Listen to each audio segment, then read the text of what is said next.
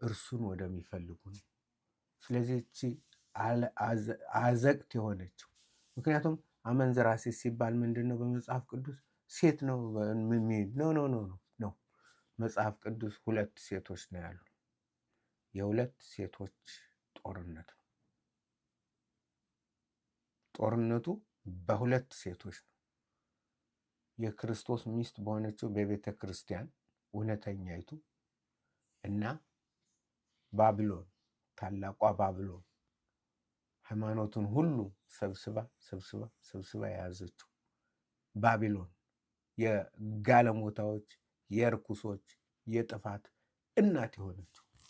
ስለዚህ የሁለቱ ጦርነት ነው። መጽሐፍ ቅዱስ መጽሐፈ ምሳሌ ስታነቡ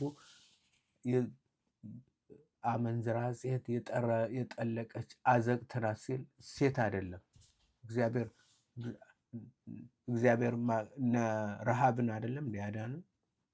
ረሃብ ጋለሞታይቱ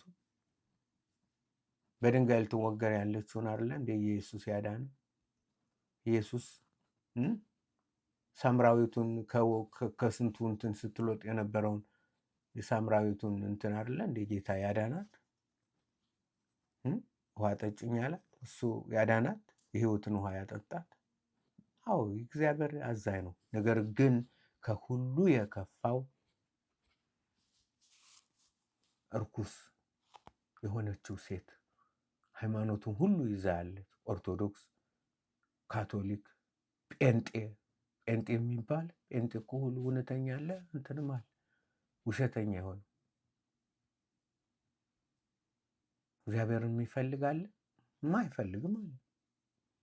ውሃ የሚሸጥ ዘይት የሚሸጥ አለ፣ ቸርቻሪ አለ።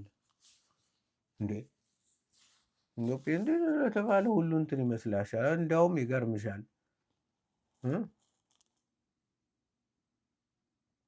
ውሃ ዘይት ያለ ዘይት የሚጠብቅ አለ። ዘይታቸውን ሞልተው የሚጠብቁ አሉ። አምስት በሁለት ነው የሚከፈለው፣ እኩል ነው የሚከፈለው። 5 የሚጠፋው እና የሚድነው። እንደውም የሚድነው በጣም እንትን ነው። ስለዚህ አስተዋዮች ልንሆን ይገባናል። እግዚአብሔርን ልንፈልግ ይገባናል። በእግዚአብሔር መንገድ ልንሄድ ይገባናል። ዘወትር ቃሉን እያወጣን እያሰላሰል ጌታ ሆይ አስተምረኝ፣ በመንፈስ ቅዱስ ምራኝ እያል ዘወትር የእግዚአብሔርን መንገድ እየተጠማን ልንገሰግስ ይገባናል። ደህና ሁኑልኝ። ጌታ ከእናንተ ጋር ይሁን። በሌላ ፕሮግራም እስክንገናኝ እግዚአብሔር አብ ፍቅር፣ የጌታ ኢየሱስ ክርስቶስ ጸጋ፣ መንፈስ ቅዱስ ኅብረትና አንድነት ከእናንተ ጋር ይሁን።